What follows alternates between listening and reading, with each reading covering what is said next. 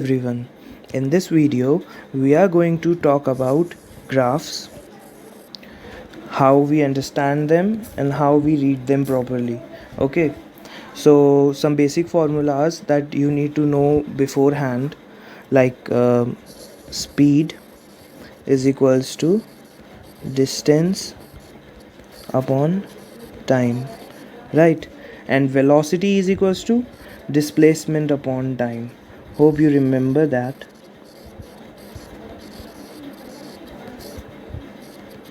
Okay, and one more, that is acceleration is equals to change in velocity upon time, right? We will be referring to time as t only, right? Must be knowing a little bit about graphs, like you might have studied velocity time graph, distance time graph, and acceleration time graphs while studying their definitions. This time we are going to study them a bit differently. We will first study about uniform velocity graphs that depict uniform velocity, and second we are going to study about graphs which depict constant acceleration. Okay, definitely if it has acceleration, velocity is changing. So let's get started. First we will start with the graph which depict uniform velocity.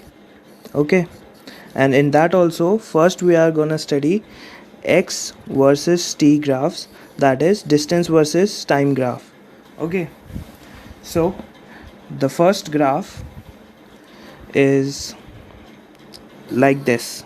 Okay, so I know the line moved a bit, but consider it as a straight line. Okay, so this is a straight line graph, and we can see that the body is covering equal distance and equal interval of time. So this is uniform motion, right? And it's traveling with uniform velocity. Okay, now in this case velocity is positive, right? Velocity is positive. In second case, again it's a straight line and it is covering equal amount of distance in equal interval of time, but this time the velocity is negative. Okay, and we have a third graph which is this one, which is a straight line graph for which the distance is constant. This means that the object is at rest, velocity is equals to 0, it is not moving, but time doesn't stop, so time is moving. Okay, let's move to the next one. Next we are going to study is velocity versus time graphs. Okay, so let me change this. Okay, so in this, for uniform velocity we have only two graphs. One is this one, the straight line, which means that velocity is constant, that is again it is covering equal amount of distance in equal interval of time, right? And the second one is, if it is covering equal amount of distance in equal interval of time, but when the velocity is negative, right? Hopefully you know that this is the negative part of graph. Okay, let's move to the next one.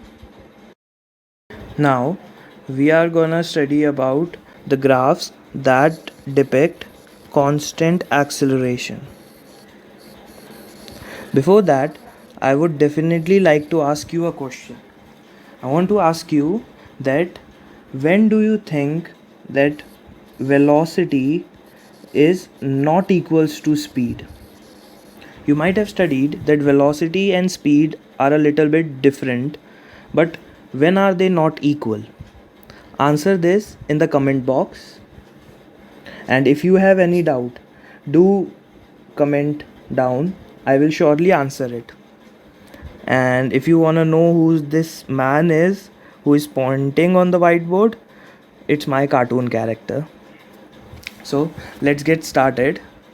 So firstly we are gonna study x versus t graph, that is distance versus time graph, where acceleration is constant. So this time it won't be a straight line, so it would be a curve. Okay, now if you observe, let me show you a little trick. Okay, you don't have to know the logic behind this, you will learn it in higher classes. But if you see a concave upward, a cave is formed here. So if you see concave upward graph, just consider it as a face. So it's a smiling face.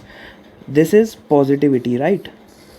Okay, and if you see a concave downward, see, cave is downwards, right?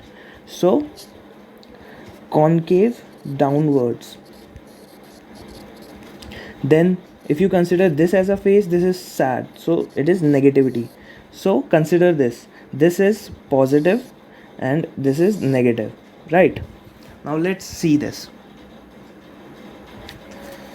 Here it can be considered as a smiling face, right? So here the acceleration would be positive. Okay, now if you clearly see, the distance is increasing, right? The distance is increasing. So acceleration is positive and distance is increasing. This implies velocity is also positive, and definitely it is increasing in nature, right? Now let's move to the second graph. Also, if you want to judge velocity in a second way, like this is not clear to you, then you can go for, like, you can see the slope of the graph, right? How you see the slope of a graph? You take a point and you draw a tangent over there. Okay, so what this slope represents, here the angle is written as tan theta is equals to x by t, right? And x by t, as we all know, is equals to velocity. So now if this angle is increasing, velocity is increasing, right? So if we take a point further across the time, you can clearly see that the theta is increasing, tan theta is increasing, thus velocity is increasing. This is another way to see that velocity is increasing or not. Let's come to the second graph. So this is like this. Now you definitely have understood that this is concave downwards. So the first thing we know is that acceleration is negative, right? Now let's look at the slope this time. Okay, so let's take this point. This is 1 theta. Let's take this point.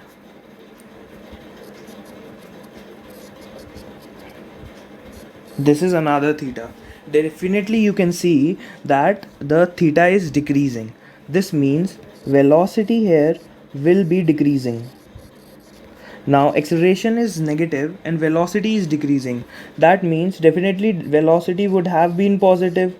That's why it is decreasing, because of negative acceleration. So here velocity is positive, right? Let's move to the next graph. So the next graph is like this.